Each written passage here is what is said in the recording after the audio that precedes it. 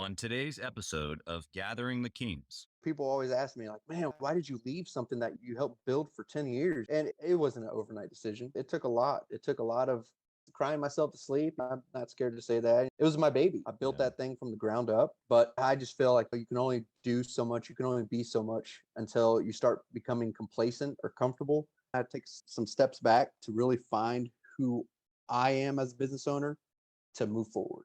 They caught me lacking one time and it's never happening again. It only takes that one time. And I got, all kinds of stuff now. If they can steal the car now, you can keep it. Because good for you. It's yours. You are listening to Gathering the Kings with Chaz Wolfe, featuring fellow 7, 8, and even 9-figure business owners who have real battle scars from business and life, but have prevailed as the king that they are designed to be. We welcome high-performing entrepreneurs to the stage in order to reveal the real of the real on what it takes to build a successful business today. We dissect the good and bad decisions they've made along the way that give a true and accurate picture of the journey of success and how you too can get there. Through this dialogue, you will learn the value of growing your network and surrounding yourself with power players and kings like today's guest. Grab your pen and notebook because we're about to dive in. What's up, Gathering the Kings Nation? Chaz Wolfe, Gathering the Kings podcast today. Vincent Guerra on the King stage. My dude, how are you? I'm doing good, man. I just want to, first off, thank you for having me on here, man. I love sharing information with people, especially entrepreneurship information. So I appreciate you having me on here. Absolutely, dude. We appreciate you taking the time. It's a big deal. And I think the listeners know that, but for them to hear it one more time, that they're lucky to have a guy like you here today is good. Vincent, tell me what kind of business that you have, man. So currently I am in auto rentals. So I own a luxury auto rental company. We have economy cars as well, but focusing on the luxury aspect of it all. Yeah. And basically I started this in February of this year. Wow. It's a whole new industry. I own a luxury auto rental company. We have economy cars as well, but focusing on the luxury aspect of it all.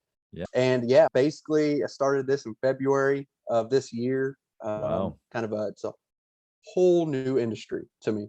I got the business aspect down, but I don't know anything about the auto rental company. So I just, I've always been wanting to just throw myself into a situation, just start swimming.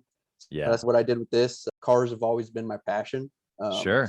I've built cars, worked on cars, and I was like, man, you know what? I'm at a point now where I can buy some cars that maybe some other people can't afford at the moment, but I want to be able to give them that experience to be able to see what it's like to be able to drive one of these cars. So that's why that was one of the main reasons I wanted to get into the auto rental industry.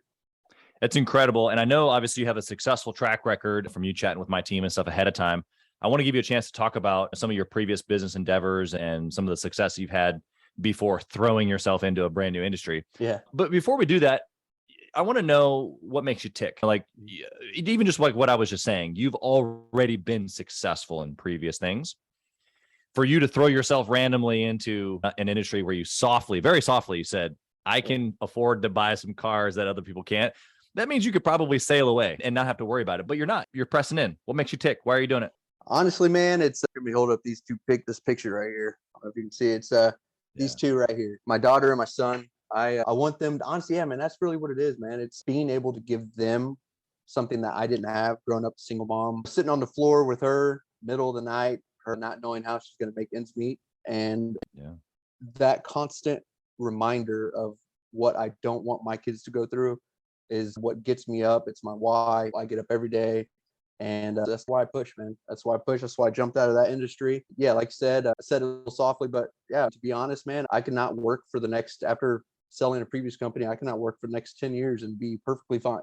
But that's not what I want to show my kids. I got to show my kids with them at the ages now where they're growing up fast. I got to show them that just because your father is successful doesn't mean that you're going to get whatever you want. So I got to be the thing that they see every day that, gosh, dang, man, if I want all these cool things, or if I want to be able to do what I want if I want to be able to do what I want when I want to, I got to put in the work. Yeah, exactly. No, I think that you're 100% right. And the example that you're referring to, I think a lot of entrepreneurs, I think some think about it from an angle of, okay, I'm dad or a mom, and I'm trying to give an example. A lot of times I think we get swept away in trying to provide the life that we didn't have. Yeah. Also, coming from a single mom family myself, there's several things that I appreciate that I was forced to go through them, but I appreciate it. And I'm so curious. I had this conversation ever so often with certain folks, especially guys that they maybe came from a similar background like we did.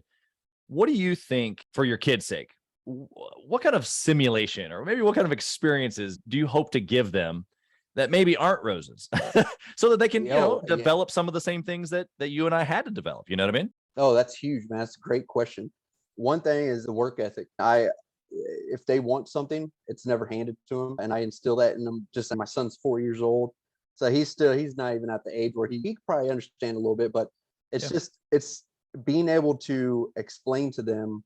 I think if you want something, it's not going to just be handed to you. I'll show you I'll give you that little upside, but yeah, it's not going to be handed to you. So if you want something and you really want it, then you got to show me that you are going to put in the work to get it. And I think there's going to be different trials and tribulations that my kids go through and kids everywhere are going to go through. But as long as they have that person to lean on, to be able to show them, hey, you're not just going to have things handed to you. I think it's just going to be like a snowball. Once they get it, then they'll be able to start running with it a little bit more themselves. Yeah, 100%. I'm always constantly, and not only do I agree with you, but I'm looking for circumstances to be able to bridge the gap. I'll give one quick example here. My kids wanted to go to the pool this summer, right? And we've got a city pool not that far. And it was like $350 for the summer or something. And my wife said, you want to do it? I love my wife for being conscious about money. Yeah, for sure. 300, whatever. It doesn't matter. It's just not that big of a deal. But what I wanted to communicate to my kids was that they got to go to a pool. Because when I was a kid, I worked. Yeah. My friends went to the pool. I worked construction. We both came to school with the tan. Yep. Yeah. But that's the reality. And so they got to go to the pool. So it wasn't like they had to go through the same circumstance, but they got to hear me talk about at least the difference between what it is that they were experiencing and what it was that I was experiencing. I want to know a little bit about the history. So let's go back a little bit. Obviously, you had a successful company that you sold. Tell us like how you got started just in business in general. Give us a little bit of that story of that business. Just catch us up to speed a little bit. Yeah, man. Great. Yeah. So so back in 2013, I was traveling all around, going door to door. My he owned a marketing company. Okay. And we got some contracts with some trash companies. And so we would go door to door with them and get people to switch from their current trash company over to the one that we were marketing for. And we brought Deaf and Ball Trash Company before they sold to Waste Management. We brought them 10,000 customers in a year. And me and my brother, we were sitting at lunch one day and we're like, what the hell are we doing? We know how to get these customers, right, but we don't necessarily know how to pick them up yet. But we've always been one that said just jump in the deep end and just start figuring it out. And so we said, screw it. We knew how to get the customers. We drove down to St. Louis. We bought a $6,000 trash truck. It could only go 45 miles an hour. So that 3-hour trip to St. Louis turned into an 8-hour trip on the way back. Oh, wow. And our first route had 60 customers on it. I had from June to August to knock doors in Grandview, Missouri. I pulled as many customers as I could for our first route. So our first route had 60 customers on it. And we had that one truck. That truck broke down constantly. We were the ones on the top of it, changing out hydraulic hoses, fixing the pistons and the hydraulic pistons for the tailgate to come down the hopper. And so lo and behold, we just kept going. And I really didn't want to travel no more. And that was the basis of creating our own trash company back here in Kansas City. Because I guess I skipped ahead a little bit. I had a daughter on the way. So the whole pregnancy, I was traveling, and came due date. I didn't want to do that no more. So we started our own trash company, and it was. Nobody would have thought to look. You're rummaging through the quote unquote trash. Oh, absolutely. Yeah. The word. Oh man, I got some story. Yeah. I mean, and the hot summers, being on the back of the trash truck driving at the same time. So I got my CDL. So I drive the trash truck, I would go around to the back of it, dump the trash in the hot summers. You got maggots falling all over you. There's just things that you would do in this industry that most people would turn down. They're like, I'm not doing that. I'm not about that. But it's just even back then, it's just a bigger vision that we saw, that we weren't going to be on the back of the trash truck the whole time. But it's just that's where it all started, man. And when I sold last year, we had 35,000 customers and 52 trucks. My brother, he's still doing it. Yeah. Start getting that big, start bringing in investors. And Totally. I'm more of, I've always been a straightforward type guy. I don't like Yeah. the game, everything. Business is a game. Yeah. And I'm down to play the game to a certain point, but Sure. I'm just, tell me what you need done.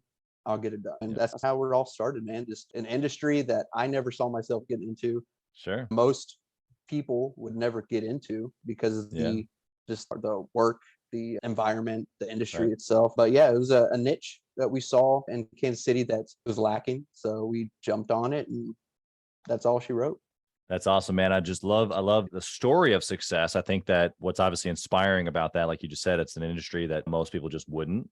Yeah. But I think like that's just where a lot of opportunity lies. I think entrepreneurship in general is where not a lot of people go. That's why there's opportunity, right? Yep. But it doesn't mean that it's easy.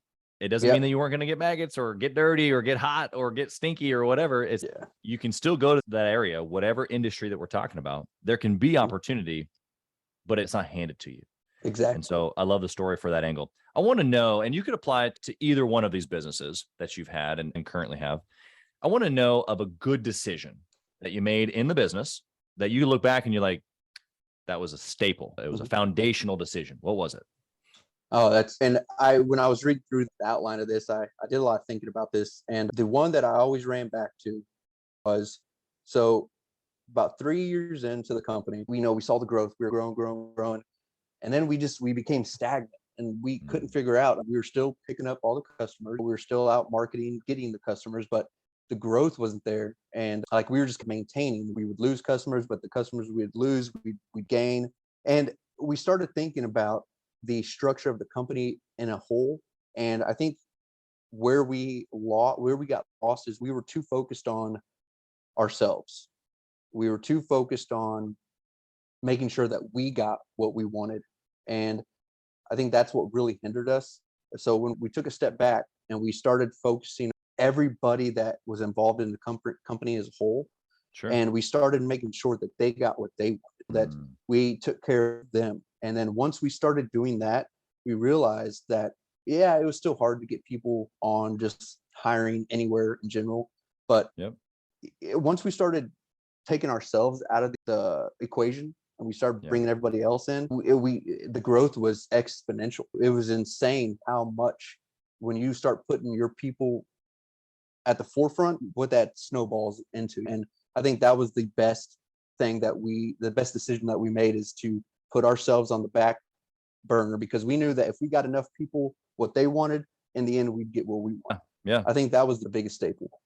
Yeah, that's an incredible Zig Ziglar quote as far as helping enough people get what they want. I think a lot of people have heard it. What specifically inside of that were you doing for your trash men, for the folks in the office? Give us some examples there of what you're talking about, putting yourself to the back and putting your people first. Yeah, whether it's taking a salary, or it's making sure that whether your people they had sick kids or they had doctor appointments to get to, not holding them to a standard, but letting them know that hey, you got our back, we got your back. You're not going to lose your job. We'll still pay you for the time that you have to take off, and really just showing them the forefront, going out on the trash trucks with them, being there on the back with them, just being in the equation with them while they're out there in the field, bringing them Gatorade, stopping, bringing them lunch, just anything we can do to keep the morale up. We were huge on that. Yeah. Like a specific instance, I know it was raining, this horrible thunderstorm in the morning. Trash trucks breaking down left and right.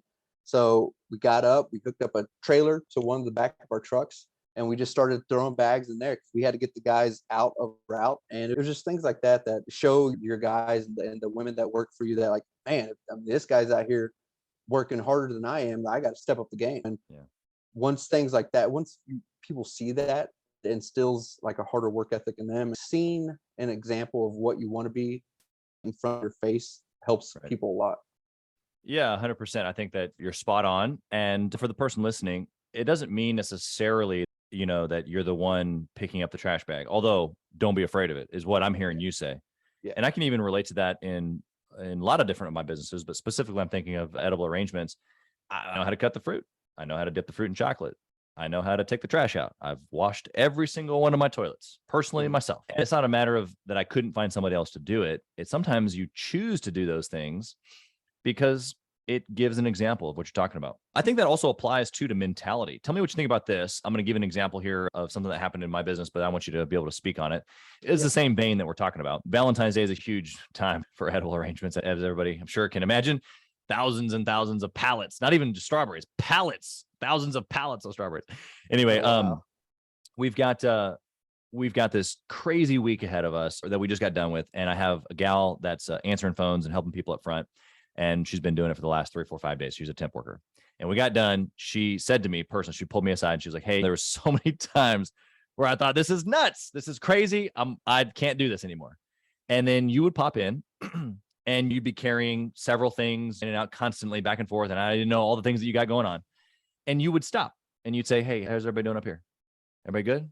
Everybody good? Good. Okay, good. Okay. Got a quick question. Okay, good. Like you always had time and then your composure through the entire thing was just like, and so when you left, I thought to myself, with all the things that he has going on, that he's not just managing just this section, but the whole thing, and he's cool, calm, and collected, surely I can do it too. How does that resonate? Because it's the same vein of jumping on the back of the truck, throwing trash, right? Yeah. But it's just a mentality. Absolutely. Oh man, yeah, it's huge. If you gotta be, like I said, you gotta be the example that you want everyone else around you to be. And if you start freaking out, everyone's gonna freak out. There, people are gonna react the way that the one who's in charge is reacting. And mentality is key. If you can't stay calm, cool, and collected during the craziest of moments, what are you doing? You have lacked somewhere in being able to follow before you could start leading. And I think that was the hugest thing, is being able to follow before you lead. That, I think that goes into mentality a lot as well. Yeah, no, so true. The humility. Yeah, the humility. Yeah. Before you lead. Love that. Okay, so you gave us a good decision. Give us a bad decision. What'd you do, or what have you done, even in maybe the new business, that's just been like, oh no. Oh man, yeah. In the past business with the trash company, not doing our due diligence and researching trucks before we bought them, because when we first started, we had to buy a lot of used trucks. Yeah. We made a lot of huge decisions on buying trucks from out of state, and we didn't go down and do due diligence of making sure that what they had on paper was exactly what was going on. Yeah, we wasted $20,000, $30,000, $40,000 a truck multiple times because we felt we were too busy to do our due diligence on something, that an asset that we were going to invest in, and it bit us in the ass every time. And so we learned from that. So we got to make sure, but if we're going to buy an asset that's going to help us grow, we got to do our due diligence and making sure that asset is where it needs to be. That's right. That was on the trash side. And this side, on the auto rental side, one thing I never knew, that had never happened to me, was I never had a car stolen from me before, and especially out of a gated garage. Sure. So I had in April, I had a 2021 Mach 1 Mustang stole from me. Wow. And it had to be a previous renter. It's my fault completely, just because I didn't have the precautions in place that I should have had in place. They disabled the GPS. So now I have all kinds of precautions in place, because that was a $60,000 car gone, totaled out. And I said they caught me lacking one time, and it's never happening again. It only takes that one time. And I got, all kinds of stuff now. If they can steal the car now, you can keep it. Because good for you. It's yours. So much. Yeah. That's funny. Those are great examples, man. I think of just super practical things that a lot of times we just overlook. We're moving fast. I loved what you said about, we thought we were too busy to do the due diligence on an asset, or that's probably why you hadn't put the precautions in place. You were somewhat new. You're figuring things out. I'll get to it, whatever. Yeah. And it's not like we can do everything all at once, especially when you're new in business or you're trying to hustle and grind like the listeners are. You can't be perfect. You can't be everything in place all the time. But the message there that I think that the listener needs to take away is slow down to speed up. Slow down to speed up. Yeah. Sometimes you got to, people always ask me, like, man, why did you leave something that you helped build for 10 years? And it wasn't an overnight decision. Sure. It took a lot. It took a lot of crying myself to sleep. I'm not scared to say that. It was my baby. I built that thing from the ground up. But I just feel like you can only do so much. You can only be so much until you start becoming complacent or comfortable. And once I started realizing I was becoming those things, I've always been one to just I know what I'm going to do. I know my mindset, and I had to do it. I had to make that decision. I had to, like you just said, I had to slow down. I had to take some steps back to really find who I am as a business owner to move forward. Yeah, 100%. Yeah, and I think we all transition at some point. When I first was buying and building brand new edible arrangements, my target at that point, I want to be the youngest, biggest franchisee, just the stud of the whole system. And 10 years later, I'm not interested in growing that brand anymore. It's not that it's a bad brand. I still own several, but I think that what we don't know in that moment, like what you're saying, it was your baby at that time, but you've transitioned. Yeah. Yeah. And there's absolutely nothing wrong with that. And I don't say that to have the listener go, oh, shoot, maybe it's time for me to transition out of my business. That's not what I'm saying. But what I am saying is, as humans, we mature, we look at things differently. And sometimes the vehicle changes. Sometimes there does need to be an exit and then something new. Or maybe just you build up a team like I've done in edible arrangements, and a lot of my daily effort isn't necessarily spent there because I've already done that. I've spent the time building up the teams, and then now I can just press into the teams and I get to do other cool, passionate things like what, that's in essence what you've done. You found your passion and you go, how do I turn my passion into a business? Yes. Yeah. Yeah. How do I get nice, awesome cars that I would have loved to have had myself and then make money on it? Yeah, man. Yeah, exactly. And, when I first sold, I was so scared. I didn't know what I was going to do. I knew that I had to do something because I'm so high strung that I'm always moving. I can't, even when I'm at home watching a movie, I'm sitting there. Hey, does anyone want something from the gas station? I always got to just do something. And it's crazy, man. Being a business owner is constant. It's just constant. Yeah, it is. I want to know about a discipline or maybe a process that you've developed around decision making. We've talked good and bad decisions. What do you have in place now that you take a decision through? That's a great question, man. And I still struggle with this just because I tend to become a little emotional when it comes to something I care about, just like anyone. But that's probably the biggest thing, is to separate my emotions from business and make the right decision versus the emotional decision. And so sitting back, getting away from the noise, getting away from the problem itself, and just running the numbers, doing the analytical research that I need to do to make the best decision possible versus making something off the whim, or just because I don't like the way that looks, or I feel that person is trying to overstep me type of decision. That's emotion. I try to step back now and really do analytical research to figure out the best decision possible in the industry that I'm in. Yeah, 100%. I liked what you said as far as being analytical, but you're a guy that's an action taker. You just said you can't even sit still during a movie. So it's like you have both of these things happening at the same time, which is, I think a lot of entrepreneurs take action.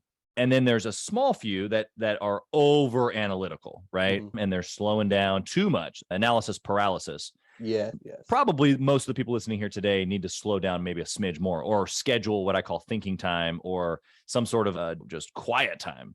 Yeah. And is that what you're saying there, to be able to analyze those things, give yourself space to be able to do? Absolutely. Yeah. Because like you said, you don't want to be too much analysis paralysis. It's, if you sit there and analyze too much, you're not going to do anything. Either that or you're just going to make the wrong decision altogether. It's like, there's never a right time to do something type of thing. You just got to do it. So sometimes you just have to make those decisions. And if it's the wrong decision, you learn from it, you grow. It's like your seed. You make the wrong decision. I look at it as someone throwing dirt on me. Oh, I can only have dirt on. The only way I'm going to grow is if I have dirt on me. Right. Or trash. Yeah. That's good. I want to come at you in a couple of different ways here with some speed round questions. Okay. I want you to take your current business, this luxury auto rental business. I want you to dwindle it down into one trackable metric. If you could only track one thing forever and ever, what would it be? Oh man, that's a good question. Honestly, probably my customer acquisition cost. And I say that just because these cars it's a new industry, but these cars are expensive vehicles. And I want to make sure that I'm not just doing a business because it's something I want to do, that it's actually going to make me money. So right. I want to make sure my customer acquisition costs and being able to keep the customers. If I could just track one thing, it would just be constantly running numbers, just to make sure that what I'm doing is actually going to profit, and I can turn it into something that's it will be generational versus something I can just build to sell. Yeah, 100%. Love that. Okay. What book would you recommend, Vincent, for a six-figure business owner? One of my favorite books there. So, oh, man, can I say three? Say three, Yes. Yes, you can. So Please give us three. my favorite book is by Jocko Willing and Leif Babin. It's called Extreme Ownership. That's a And great book. that is by far, I think, my favorite book, because it teaches you that you can make all the money in the world, but until you hold yourself accountable, that the money is not going to mean anything. You've got to have character behind it. You've got to have morals behind it, and you Right. got to believe in what you're doing. And you got to believe that if something goes wrong, you have to be the one to blame in the room. If you can Right. start taking that fault, you are going to grow so much faster. And a lot of people, whether they're too proud or whatever the case is, everyone has their own thing. But once you can humble yourself and Right. realize that I got to make these things to get to where I want to go. Because something I always tell my kids is you will always have to do what you don't want to do to get to where you want to go. And Right. that's one thing. The other two is From Good to Great. It's a great book. Yep. And then it's a book. I can't remember the guy who wrote it. He is a FBI or CIA agent, Yep. retired, but Split the Difference. Yeah. It's an amazing negotiation book. Yeah. Yeah, that's another great book. We'll put all three of those in the show notes. But yeah, the great recommendations. What do you think about intentionally networking or masterminding with other entrepreneurs? What do I think about it? Oh, I think if you don't get other people's opinions or just get the outlook of kind of what they see, you're all you're doing is being closed-minded. Yeah. Networking is one of the most beneficial things that I've done for myself. I'm actually part of a business networking group here in Kansas City that we meet downtown every now and then on top of this rooftop bar. And it's really cool. And there's hundreds of business owners there. And Yeah. you just get to see whether it's different industries that you never would have thought could have been in business, or Right. it's just learning just the takeaways that people have of different situations that they were in. Networking is probably one of the most beneficial things any entrepreneur at any level of entrepreneurship that they're at can do for themselves. Yeah, that's a good distinction. That it doesn't mean that you have to be at the beginning or uber successful or Yeah. somewhere in between. There's benefit value in networking relationship wise or masterminding strategically wise around what's working, what's not in business for sure. Okay, I got a question for you around operations. We're getting close to being done here, but if you only had 1 hour each week to work in your business or on your business, however you say it, what would you do in that 1 hour to successfully run the business like you do now? I was doing it yesterday, and I have a checklist, and I go through, and if I only had an hour to operate each business, I would go through and I have my checklist actually, because I can never remember everything. It's so much, but I try to, the first thing I get in, I check all like the I check the software of the computer, make sure that all the vehicles are in or like where they're supposed to be. There's the operational side. I make sure everyone has their jobs for that day, that everything is, I mean, that's a great question. It's so profound depending on the industry. Yeah.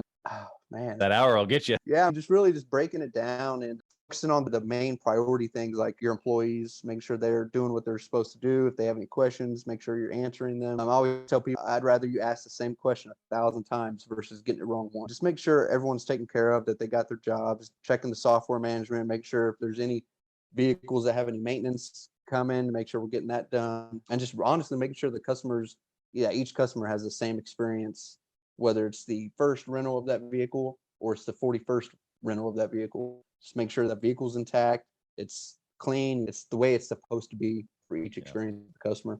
Yeah, exactly. Yeah, experience is everything. Okay, last question here for you, Vincent. If you lost it all, what would you do? And do it again. That's the general way of putting it. But I don't know, man. I'm weird in the way that I don't get emotionally attached to assets, just because I'm more like a family oriented. So if I were to lose it all today, when I read this question before this interview, I was thinking about this, and I would just stay on the grind. I would find something else that I was interested in, and just like I'm doing now, and I would not let anybody tell me that I can't do something. Yeah. If you say I can't do something, you're not even in the same mindset that I am. And just stay on the grind, man. That's all. Honestly, that's really, and everyone's grind is different. That's right. But just stay on the grind, work hard, never give up, and just know that if you want something bad enough, you can get it. You just got to put in the work. That's right. I love it. How can the listener connect with you? Obviously, for folks that are in Kansas City, how can they rent a luxury vehicle from you? Yeah, how can they find you?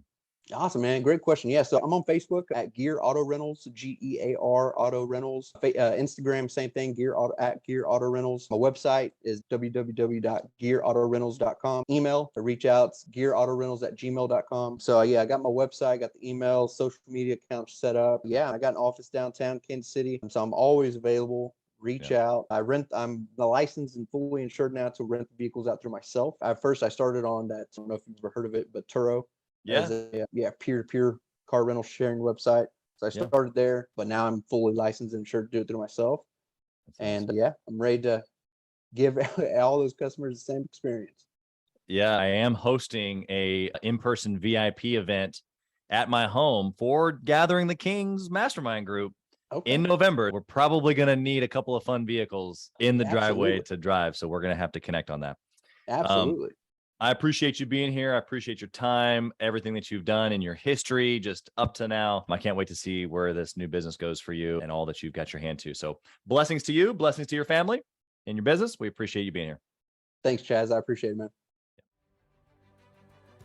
Thanks for listening to Gathering the Kings. We hope you got a ton of value today and learned a thing or two about taking your business to 7 figures and beyond. If you desire more and want a community around you to help you get there, I want you to go to gatheringthekings.com. That's gatheringthekings.com. And I want you to apply for our next Becoming a King 90-day intensive. We are extremely exclusive by nature as a group. What that means is that we're really wanting only the entrepreneurs who take their business and targets super serious to apply. So if that's you, you think you got what it takes to level up your business, I want you to go to gatheringthekings.com and apply. And we will see you on the other side.